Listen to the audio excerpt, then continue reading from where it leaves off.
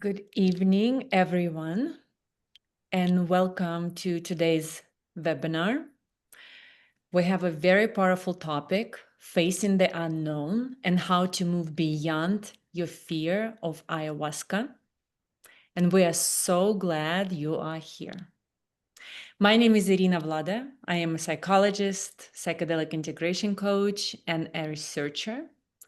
I'm currently pursuing my PhD focused on psychedelic assisted therapy, specifically on preparation and integration, and with a deep personal and academic interest in this healing, transformative medicine. I personally have a long-standing relationship with ayahuasca. It's actually been 10 years since my first experience. And like many, my journey has included both powerful insights and moments of fear. My recent visit to Rythmia, actually in June, just a month and a half ago, was truly transformative, and it transcended my fear. It gave me a new perspective and new renewed experience with the medicine. And I believe the main factors are the deep sense of safety and belonging that I was able to experience at Rythmia through the care of the team. So speaking of the team, today I am here with Dr. Jeff McNary and Benjamin W. Decker. Dr. Jeff is the chief medical officer at Rythmia. He has a doctorate in psychology and master's degree in public health and has been working in healthcare for 30 years. Benjamin is a renowned meditation teacher, interfaith theosophical spiritual advisor, and four-time best-selling author with his book, Practical Meditation for Beginners. He's also the host of the Modern Spirituality Show and the manager of Holistic Integration and Coaching at Rythmia. They both have been such an impact on my personal journey just a few weeks ago. So before we dive into our core discussion, I would like to thank you, all the audience and participants, for all the questions submitted through the registration. And we will get to them after our main topic as we address it. So throughout the webinar, you also can ask questions in a Q&A feature located in the toolbar. And if you're joining from the Facebook, you can use the comment feature as well. So for the last 15 minutes of our session, we will answer as many questions as we can as they come in. Okay? So are we ready to dive in? Dr. Jeff, Benjamin? Amazing. Let's do it. Oh, great. Thank you. So, first, what I'd like to do is talk a little bit about the basics of ayahuasca, what it is. For those of you that are new to this, and that's why you're watching this webinar, is because you're a little hesitant, you probably have some reservations, and maybe even a little bit scared about it. I'm going to explain what's going on physiologically and also psychologically with this, as we call it, a plant medicine. Now, ayahuasca is traditionally from the Amazon basin of South America. And it's a combination of two different plants. One of those plants is a vine, and that vine is a monoamine oxidase inhibitor. And the reason why that is important is because the MAOI component of the vine allows the second plant, which has dimethyltryptamine in it, or DMT, which is the active ingredient, to be absorbed into the body without it being destroyed in the stomach. Now, why would anybody want to drink DMT? I guess is the big question. So all living things have DMT in them already. We all do as humans, mammals do, and plants do. Almost every living thing on the planet has a certain content of DMT in it already. Now, what's happening with DMT in our own bodies is it's released in various times in our lives that are really significant. And the three main times that I want to mention where DMT is released is first when we're born, and then when we die, and the third is during lucid dreams, of which I'll explain all three of these briefly. Now, when someone is born, I have a 1.5-year-old in the house, my fifth baby. So I'm an expert on this. I think I can talk to this. Children, and all of us when we were babies, we seem to have this connection to this other sort of spiritual or energetic realm, or this other dimension that's unseen to most of the adults around us. There's this purity and this connection that we have to something. When a baby is born, a high content of DMT is released into the bloodstream from the body. And that molecule is a molecule of connection and a molecule of understanding. And it's a transitionary molecule. So that's one time it's released into the body. Also, when we die, it's released too, because there's a transition from this plane to a potential other plane, whatever your belief system is on that, on death and dying. I was with my dad when he died. And if you've ever been with somebody that's dying peacefully, or that's able to talk, or that has some consciousness to them, what are they doing? Well, they're usually looking around. They're talking to their family members that have passed. Some of them. My dad was petting his dog that he had when he was a kid. It's a transitionary experience that's facilitated by DMT. Now, lucid dreams are the type of dreams that you have that are meaningful. We've all had dreams that are not meaningful. That's probably the bulk of dreams. They're just processing anxiety and thoughts that we've had throughout the day. But every once in a while, we have a dream that seems like it's a message, or it's a connection to something. And when they've measured the DMT content in the bloodstream after people have had those dreams, there's a high DMT content. So what happens when you go through life and you have depression, you have anxiety, you've lost your focus in life, you feel that your kids are all now out of the house and you don't know what to do, you are at a career change, or you've been hurt or abused or abandoned, or you're just lost. What can we do in the Western model to get past these things? Well, I'm a psychologist. You can come see me for therapy. I'll put you on meds. Before I came to Rythmia, I put you on meds. I'd put you in therapy, and I'd probably work with you for about 10 to 12 years before we got anywhere really significant. Now, obviously, that's not what we're doing now at Rythmia. We've found a way with the ancient indigenous communities of Latin America, how, with their guidance, how to create an environment of healing that's very quick, that gets right down to the root cause of what you're dealing with in your life. So the way ayahuasca works is you drink about 2 ounces of this cup that we have, and we're going to explain all the details about what a ceremony looks like and all these things at Rythmia. But when you drink this tea, we call it, of the 2 plants blended together in this liquid, there's a lot of things that go on neurochemically, and also it turns on certain parts of your brain.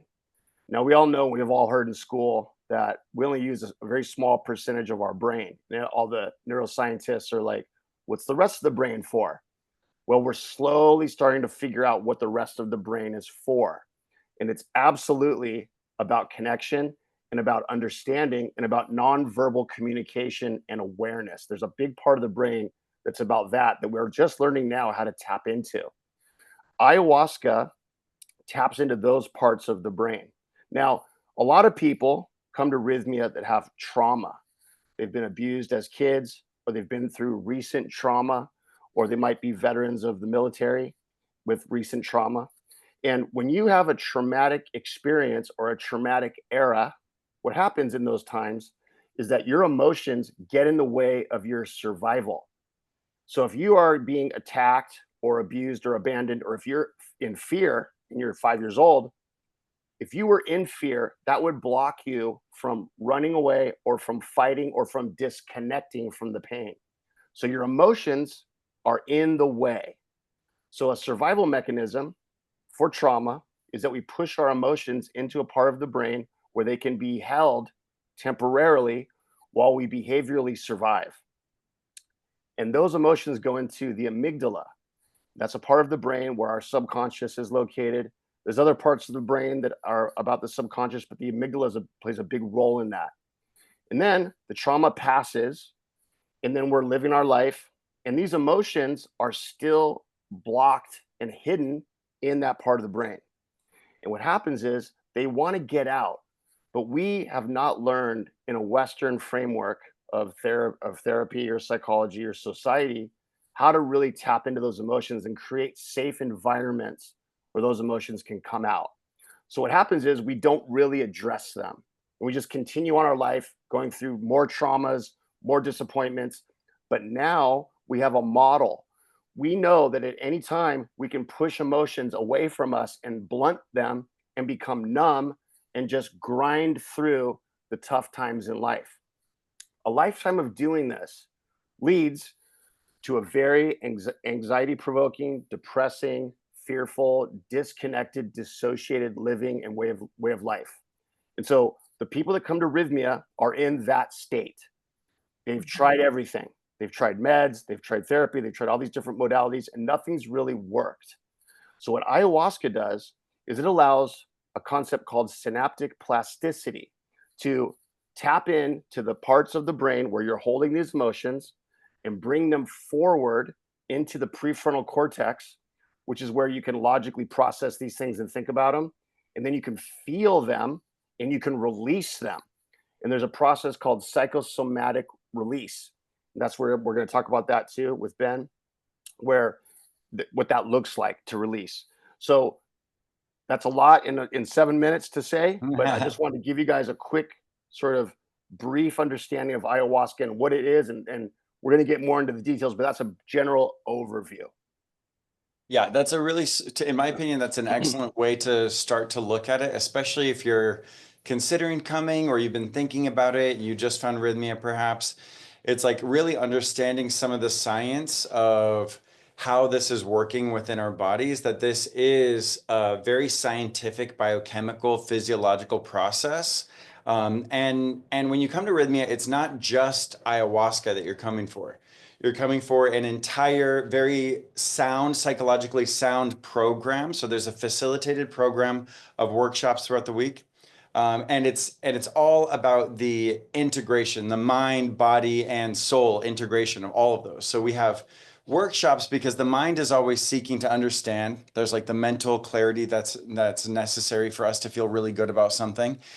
There's the physical safety. The body has to feel really safe. We create a very safe space. If you've ever looked at the different types of situations where people take ayahuasca, there's lots of precarious scenarios. But here at Rythmia, you're in a very comfortable building. You've got your own very clean mattress and pillow and bucket and roll of toilet paper, and you're in your own very, very safe, well facilitated space. And so in addition to the actual ceremonies being facilitated well, the body gets that need for safety met through the medical intake. Before you book at Rythmia, you talk to someone on the phone and you do a preliminary medical intake over the phone. When you get here, you do an in-person physical intake at our clinic here. And we also have yoga 6 days a week.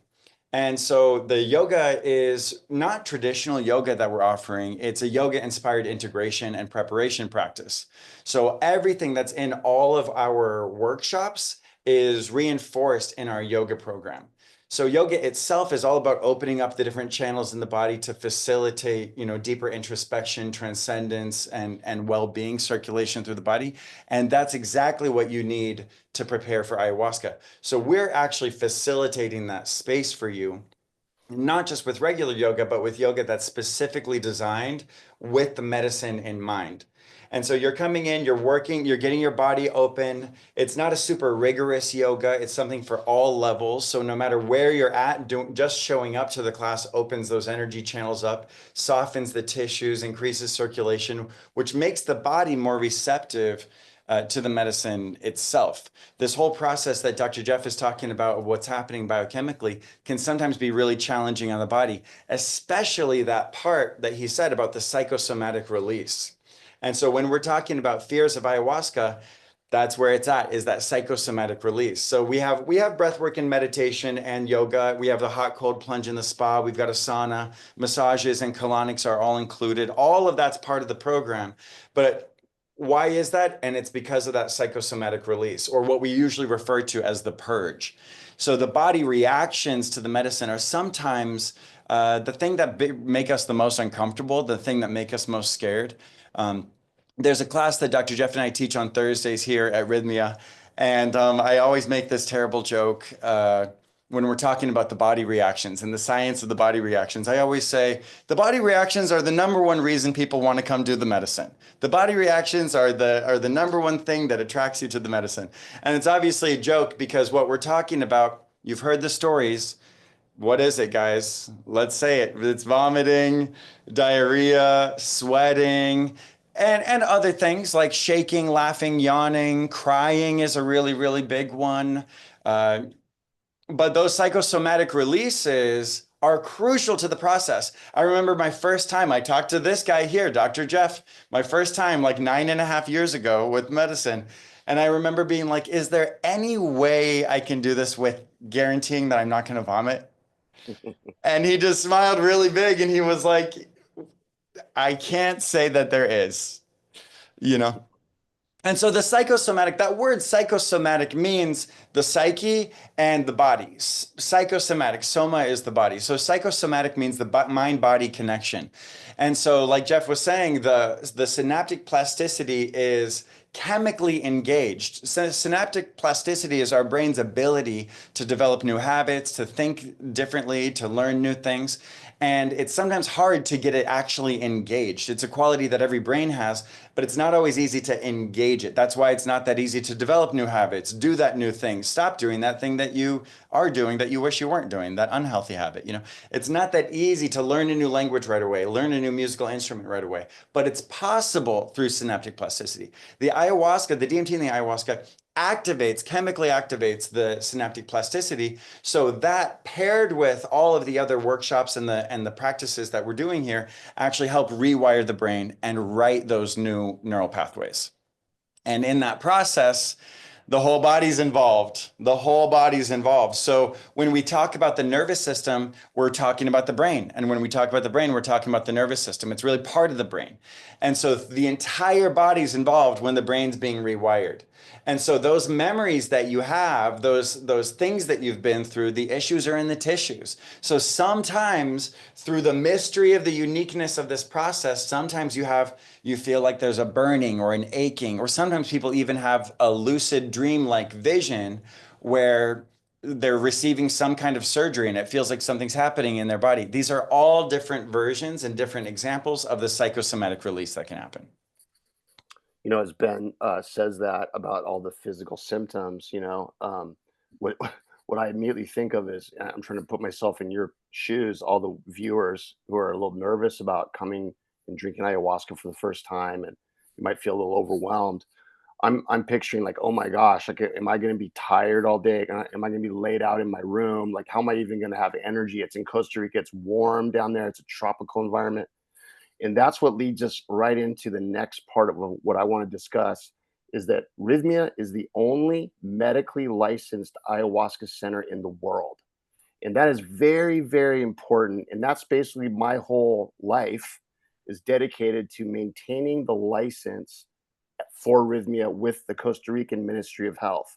So I want to explain exactly what that means and why it's important. So before you even can come to Rythmia, you have to book your week. It's a week-long program. It's from Sunday to Sunday or from Saturday to Saturday, depending on what flights you want to take. And before you can even book your flight, you have to clear some medical evaluations over the phone with our intake staff. And what those medical requirements are, for example, are you on any psychotropic medication? Because if you are, there's some of them that you might have to come off of before drinking ayahuasca. That monoamine oxidase inhibitor component of the ayahuasca is what leads to many contraindications physically and medically with the meds. So if you're on, for example, antidepressant medication, you need to have 30 days off of those. If you're on benzodiazepines, which are for anxiety, like Xanax and Klonopin and Valium, you have to have 14 days off. If you're on like Adderall or Dexedrine or Concerta, those meds that are for ADHD and that are stimulants, those are also 14 days. There's other meds like hypnotics, Ambien, and Trazodone, and there's other ones that are antipsychotics that are used sometimes for sleep, Seroquel, and others. There's also a waiting period for those. So we always refer you back to your prescribing physician so that you can work on a taper program to come off of those meds if it's medically sound to do so. So once you're cleared through all these medical procedures, and another couple things to be aware of is if you have type 1 diabetes, you should not drink ayahuasca. Type 2 is fine, but type 1, it's not safe to drink ayahuasca with type 1. Also, if you've had open heart surgery or if you have an irregular heartbeat, they call that an arrhythmia, or if you have a pacemaker in your heart, all of those things are contraindicated with ayahuasca as well. There's other biological things that go on that we deal with. There's autoimmune conditions and things. Most of those are okay, but you get cleared medically before you can even come and book your week at Rythmia. So once you arrive to Rythmia and you're good to go, we have a full medical team that works on site 24 hours. We have 4 medical doctors, 9 registered nurses. We have a paramedic. We have a ton of medical staff. We have counselors. We have people that work with you on one-on-one if you need it. There's group classes. There's group counseling. There's also workshops, and there's guest speakers. And there's all kinds of really cool sort of workshops that teach you how to set intentions and how to use the process of Rythmia and the program that we offer in a collaborative way with the ayahuasca to get the best result. So what does it mean to have a medical license? What it means is that ayahuasca has been approved by the Costa Rican Ministry of Health to be administered to those that qualify medically for all the different reasons that we're talking about. They come for anxiety, come from depression, come for trauma, and all these different things. Now, as a medical facility, we cannot make medical claims. We can't say as an agency, we will cure your depression. We can't say that. But what we can say is that almost 20,000 people have been through our doors since we've opened in 2016. And the success rate of people having their intentions met is at a 97% success rate, which is unheard of in the healthcare world. I come from the Western model of addiction and trauma therapy and all kinds of different modalities I learned in school. I went to UCLA for a lot of my graduate work, and that's in Los Angeles. And when we had a 12% success rate for something, we were really, really happy about it. Okay, so 90+% is crazy successful. So what that means is that the Ministry of Health is watching our program. They're site visiting us. They're talking to us on the phone all the time. We're relicensing components of our program. We're going through tons of checks and balances as an agency to make sure that one thing happens for you, that it's safe, that you can relax, that you can be in an environment where there's medical care that you're used to having back home where you're from, that if you felt like you're dehydrated, you could get an IV. If you felt like you didn't understand something that was happening to your body, you could go down to the clinic. We have an urgent care on site that you could get an evaluation by the nurses, by the MDs. It's the coolest, safest place to do this process. So that medical license is something we're very, very proud of. Now, why is it not licensed in other places? Well, it's expensive. And ayahuasca is not legal in most of the world. We all know, and likely you know this as well because you're watching this webinar, anytime the medical industry, whether it's pharmaceutical industry or the industry of disease, whether any of those industries that are billion-dollar, often trillion-dollar industries are going through like a reassessment of how they work, there's pushback. So if you have somebody that's on antidepressants for 25 years, that's a very expensive patient. But if you have somebody that cures their depression in a week and never goes back to their meds and fires their therapist, that patient isn't making a lot of money for the healthcare system. Now, that's a very simplified way of looking at it. It's obviously more complicated than that. But there's reasons why this plant-based, organic, totally natural substance is banned in most of the world. That's because it threatens the establishment that's been set up to help you stay at a plateaued level of healing that I call stabilization. In my practice back in Los Angeles, I was great at stabilizing everybody. I could get you stable, no problem. But we couldn't actually heal what was driving your mental health issue. we never got to it. It was really hard. Now there was exceptions. Some people could, but it was very hard. The key thing to Rythmia is that we put you in the driver's seat. We give you the steering wheel and we show you how to drive. And then you do the work, you do the healing, and you have this safe environment where you can become vulnerable in a healthy way, which allows you to go deep into your own process. If you don't go deep into your process, you're not going to get the healing you need. But it's like a catch-22, because if you come from a trauma history, the last thing you want to do is be vulnerable. You've learned that being vulnerable is dangerous and that it's scary, and you don't want to do that. And I don't blame you, because your parents, your caregivers, or whoever was supposed to take care of you back then didn't do it right. They might have tried, but maybe they were young, or maybe they were abusive, or who knows what. So you don't trust people. We get it. We all come from the same background as you. That's why we're here. That's why we work at this place. But we want you to feel the safety that this medical license provides and the staff provides. We have over 200 people that work at Rythmia. It's a huge staff, and it's a huge facility, 14 acres in a beautiful, lush, tropical jungle area on the northern Pacific side of Costa Rica. It's beautiful. And then you can do the work and you can go deep. And that's the goal of this medical license. Yeah, I think that that's one of the things, we're talking about what people are afraid of when we come to do the medicine. Rythmia is more than just ayahuasca, but we're talking about ayahuasca mostly. And the things that can happen to the physical body, not just the purges, but any kinds of emergencies. You Google the internet, people have heart attacks and scary things happen all the time. And that the reason that doesn't happen here is because of our medical license. It's a lot of work to vet each guest, but that's one of the things that makes it extra safe here, is that that not only have you been vetted and you've been able to process with at least one or two professionals, but you just have that safety knowing that everyone else in the space also has.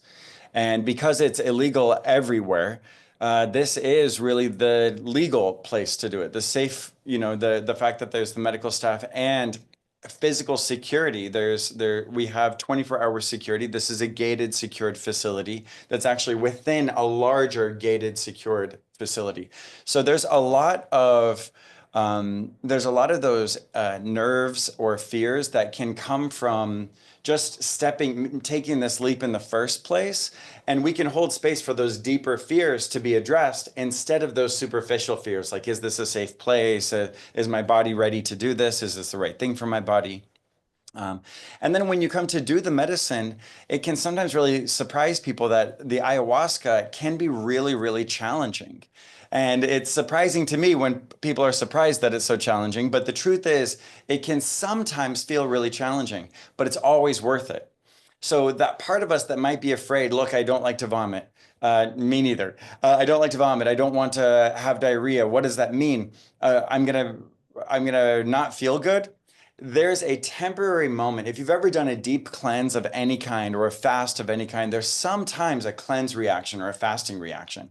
And that's essentially part of what's happening. There's an actual purification of the physical body happening. And then at the same time, what makes it psychosomatic is that there's an actual catharsis, or in therapy, it's referred to as the corrective emotional experience. We have, like Jeff was saying, we have all that emotional energy stored away in that amygdala. And then the medicine creates a space where we can actually start to address it and have our own self-facilitated corrective emotional experience. It's not the shaman leading you through it. It's not a therapist leading you through it. It's you in your own safe zone, your own process, actually solving your own problems. And we know the biggest ways that we make our biggest breakthroughs in our lives, if it comes from within ourselves. We are not always motivated by someone else. It's really when we're inspired from something deep within ourselves that we make those real changes. So the purges are nothing to be afraid of. It's true, they can sometimes be uncomfortable, but they're always worth it. There's always some kind of sense of something actually being released and purged out of your body. There's that expression, the issues are in the tissues. And so every time I've ever experienced in the 200 ceremonies I've had, those purges coming along, my body now knows this is a good thing. This is a good thing that's coming. It's not the same, like if you're going to vomit, for example, in the medicine, it's not the same as I feel super sick and I'm vomiting.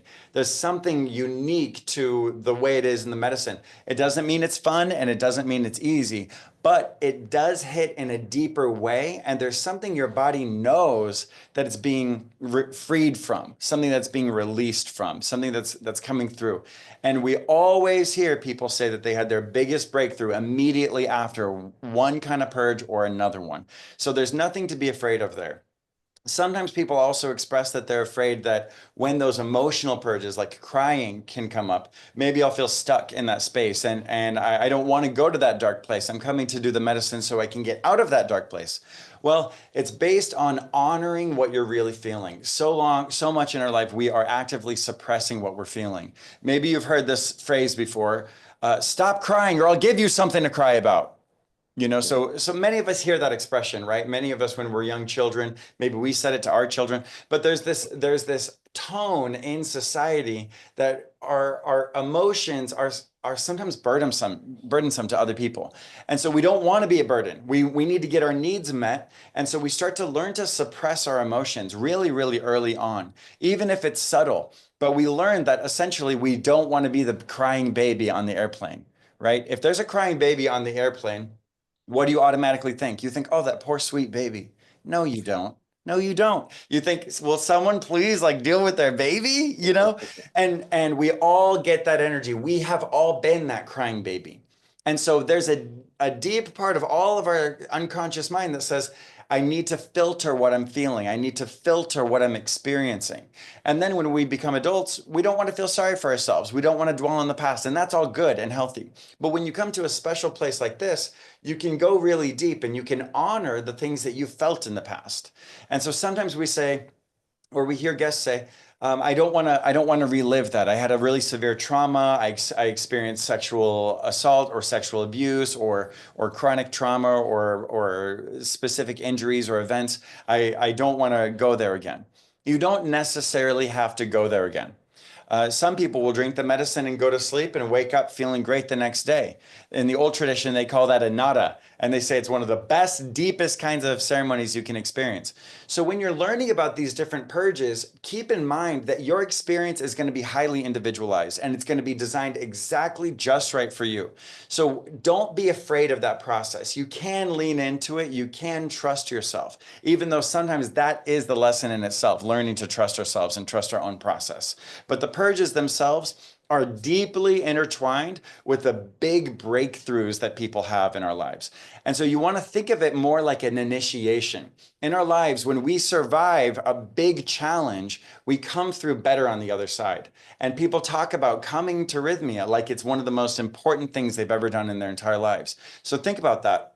The birth of a loved one, you're never the same after your child is born, right? Nothing's ever the same again. People describe it as significant as that, but you're not giving birth to another person, you're giving birth to a new version of yourself.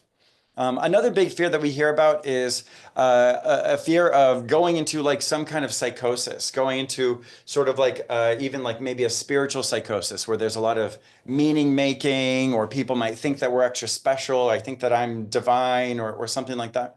And that is a result of poor preparation and poor integration when you hear about that. And that's not something that happens here. When people come here, we have very, very thorough preparation and very, very thorough integration.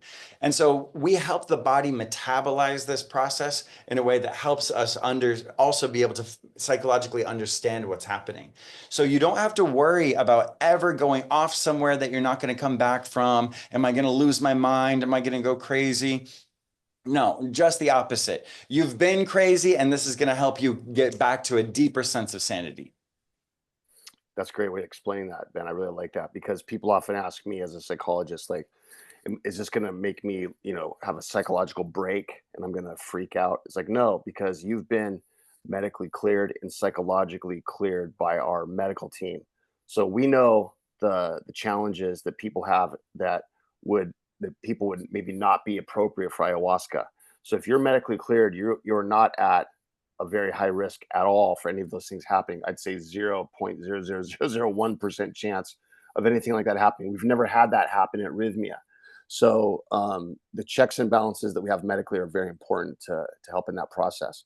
So for the last 5 minutes before we go into questions with the arena, I want to talk just briefly with Ben about the preparation to come to Rythmia, what a ceremony is like, and what our integration application is like for the last 5 minutes before we get into questions. So basically, we give you something called a dieta, and the dieta is a preparation protocol on how to eat, how to live, and how to prepare yourself for our program. It's blended with a shamanic sort of traditional background that's ancient, that has to do with eating certain foods and avoiding certain other foods, and also certain behaviors. And for example, like I'm not going to go see Friday the 13th, part 5, the weekend before I come to Rythmia, for example. Right? Right. I'm not going to go see, I'm going to try to be chill and prepare myself emotionally, spiritually, physically to ease my way in to the process, because it's a sacred process that we're about to undergo with the shamans that work at Rythmia and with this medicine that's a sacred medicine. So we give you this very long, involved list of things you can do to prepare yourself. Also, after you're done with Rythmia, there's a free app from the App Store called Our Life. That's 13 weeks of integration. There's group therapy on there. There's yoga. There's breath work. Breath work's a big part of what we do at Rythmia as well. You'll get 2 to 3 sessions of that during your week. And there's also individual counseling on that app. The whole thing is free except for the individual counseling that is costs a little bit of money if that's something you're interested in. So we have a very good integration application post Rythmia that helps you get back on into your groove and into your using new tools back at your job or with your family, back in the community, because you're going to go through a big transition with us, and you're going to feel like brand new. But you're also going to feel like, oh, I don't know how to handle these situations anymore because I used to just avoid them, but now I'm facing things head on, and I need to have a little bit of support. So that's what this app is for, is to give you that support and remind you of the work you did. So Ben, can you talk for like the next 3 minutes about what a ceremony at Rythmia is like? Mm-hmm. Well, the ceremonies at Rythmia are, when we say the word ceremony, we're referring to the herbal support therapy, the plant medicine therapy, and we have a lot of elements that are inspired by the old traditions, the old indigenous traditions, and then we also implement a lot of things that we know now with modern understanding to make this as safe and as effective as possible, which is it's a completely sensory experience. There are different special herbs that are traditional herbs that are burned at different times, so that there's definitely a very ceremonial sense in the space.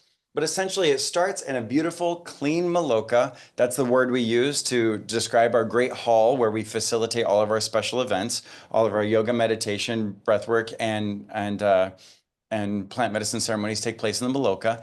It's super duper clean. It's spotless all day, every day. We go in there, we're cleaning at all times. As soon as something happens, we're clean. So don't worry about that. That's something that we really prioritize. And in that space, we open the space with a talk from one of our lead facilitators who's been trained in different traditions. We have a variety of different shamanic traditions that inform what we offer at Rythmia. And that opening talk sets the stage and sets the tone for the approach to that evening's ceremony. Each ceremony is part of the program and has its own theme. So that first night is going to be the introduction to plant medicine. That's when the medicine's really getting to know us. Throughout the entire night, we start about 5:30 p.m. and we end after midnight, late into the evening. And throughout that night, there's an entire musical journey and sensory experience led using the smoke and both recorded and live music. Some of that music is the special sacred music from the indigenous traditions called Icaros, and these are special songs that are said to be created by the medicine itself. They're songs that are discovered and created and learned and practiced and performed only on the medicine. So we have some of those, and we also have some beautiful sacred songs from other spiritual traditions from around the world.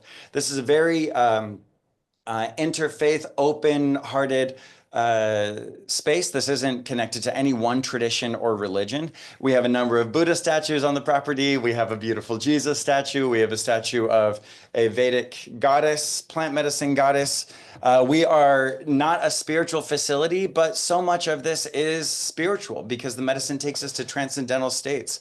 And so that's really what the ceremonies are about. They're about letting us open up and step outside of our comfort zone.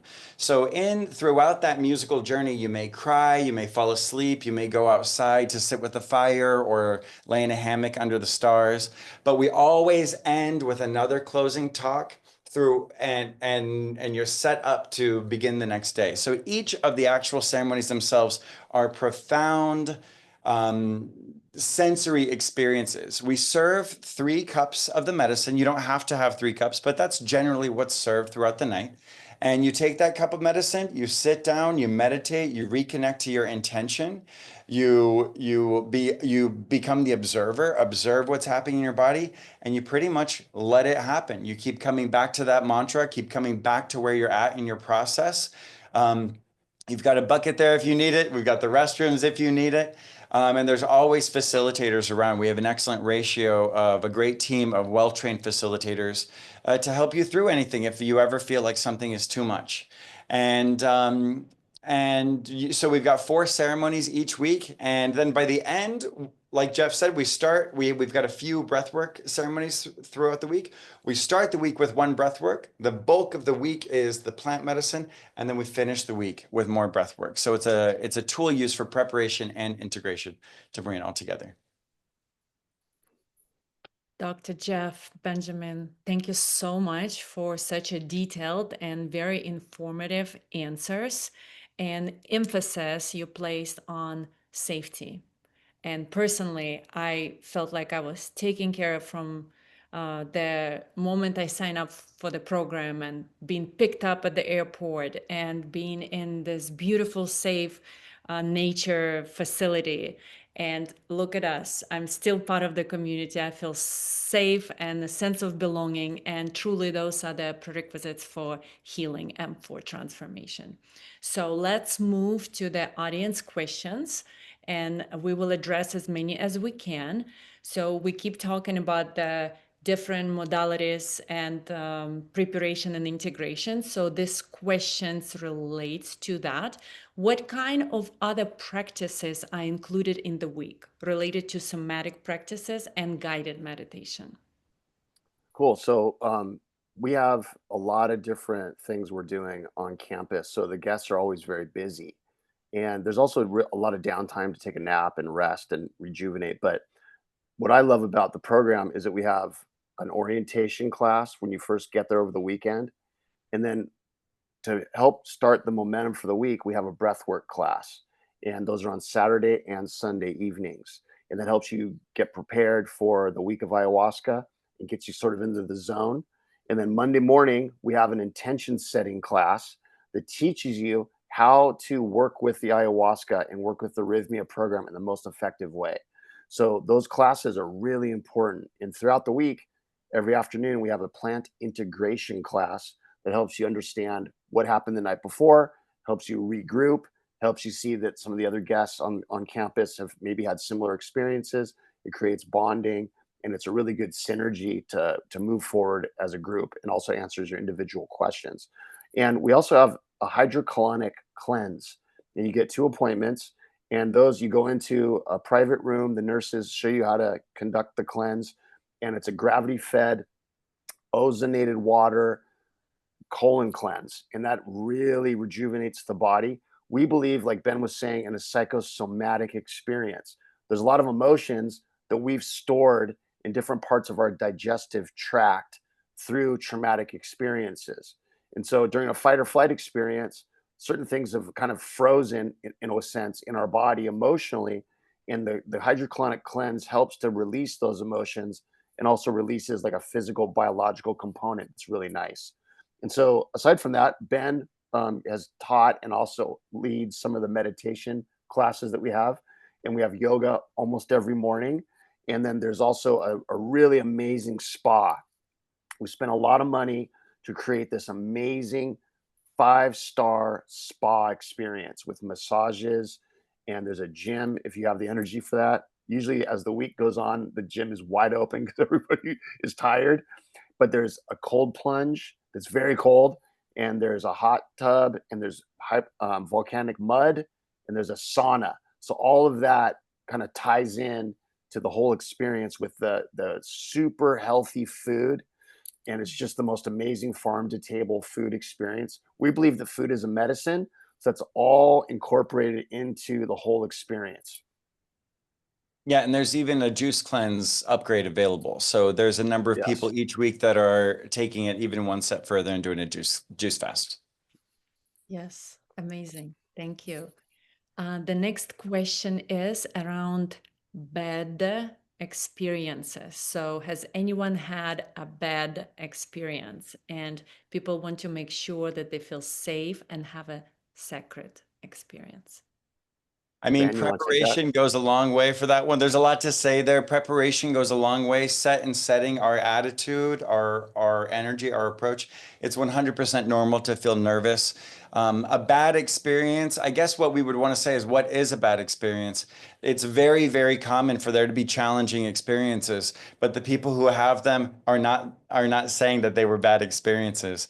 The people who have these really challenging experiences learn from them and grow from them, and it's often the challenges themselves that help facilitate the big breakthrough. So you can do hard things. You're not going to be asked to do anything that's harder than you're capable of. You can trust that this challenge is something your higher self, your body is up for. But it's very, very common for that to be a big concern. People think like, oh, I had a bad trip on LSD when I was in high school, and they think like, is that going to happen here? No, because of what Ben said, the set and setting and the sacred intention based modality of what this is going on might bring up things that are hard, might bring up things that are scary, but you're going to have context for those things. They're all relevant. Everything that happens within Rythmia's grounds is relevant for you in a clinical way. And you're surrounded by a beautiful, supportive, caring team. So, any challenge you face, you're never on your own. Thank you. The next question is, how long do the positive benefits last? Do people truly release what may be holding them back and make life changes? So 30% of our guests return after they've been there one time. And what do they return for? Well, maybe they didn't quite achieve what they were looking for, or they want to bring their spouse or their friend or their family member, or they want to come back and go deeper, or they hit an obstacle in life and they need a little support and they want to go through the process again. Now, I'm under the belief system, and I think I've disseminated this to most of the staff, is that we want this to be a one and done process. That you come to Rythmia, you go through the program, you get tools, you process all of the trauma you've been holding on to, you get clarity, and you move forward in life, and you don't need to return to do ayahuasca ever again. That's our goal. Now, do people do it again? Of course, 30% do. And there's exceptions about why and how, and it's individual based and it's very personal. But this will stick with you as long as you use the tools that you've been given and that you've learned in the process. Now, sometimes people have severe trauma from childhood that was a 15 years of just horrific trauma. We've seen those people heal that in a week and move forward with new tools and have great momentum of healing and moving forward, and it's not gone backwards. But then we've seen people that have kind of just broken the surface on that sort of traumatic sort of history, and then they have to go back to therapy a little bit, and then maybe they come back in a year or 6 months and they go deeper and they kind of work on it more. It really depends on you, but how much you open up and just work into the process. But if you follow the program like we've outlined, and if you are open and do your best, you will have this be momentum that sticks and doesn't go backwards. In the words of our friend Jerry Powell, the founder of Rythmia, you can't undo it, you can only re-screw it.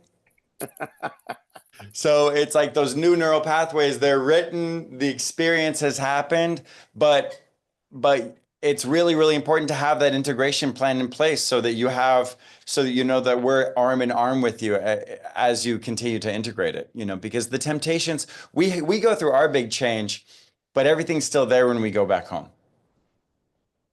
All those temptations are still there. All those fears, anxieties, frustrations, circumstances, people, situations, they're all the same. And so we change. And so the whole world seems to change because of how we relate to it all. But we've got to relate to it in a new way when we go back in order to integrate that. Yes, very true. Thank you, Ben. Next question. How exactly does this experience connect you to the higher power?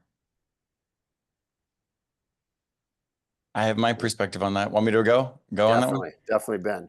Well, I think that what's really special is that we're very famous for our medical license to serve ayahuasca, but that's never been the only part of the Rythmia Way program.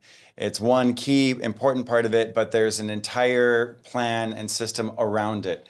And so when you are coming to Rythmia, you have a lot of different intentions and a lot of different things that brought you here.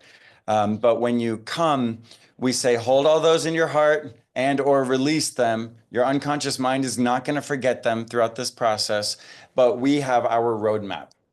And so our roadmap of intentions is very harmonious with lots of different transformational systems, very harmonious with different spiritual traditions.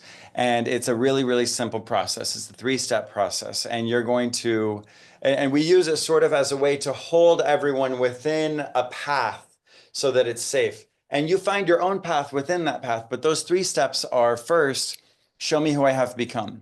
And this is all about looking in the mirror. This is looking at who we really are today, what's really on the surface. Sometimes that means, wow, I've become super impatient, frustrated, scared, depressed, anxious, people pleaser, controlling, numb to my emotions. Whatever it is, we first have to get honest with the ways we've deviated from our true nature or the ways we get in our own way. And so that first step from the very, very beginning, we enter with humility. We enter with a lot of humbleness. And so by collectively going together with that shared intention for humbleness, it automatically lets the ego step aside so that we can go deeper into our process, which is one of the most important things for connecting to a higher power, being humble. And so we go from that humility to that second step, merge me back with my soul at all costs. This is all based on the premise that at a young age, we learn that it's not really safe to truly express ourselves as we're feeling what we're feeling. And so we learn to lie. We learn to filter ourselves. We learn different control patterns and psychological mechanisms in order to feel safe or get our needs met.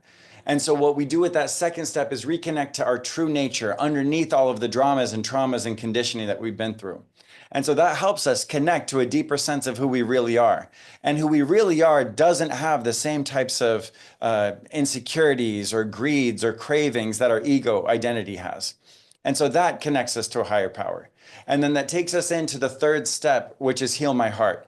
And this is where we become reborn. This is where people describe having a rebirth, becoming themselves again, feeling like they can be loved. They can understand love and compassion in a new way.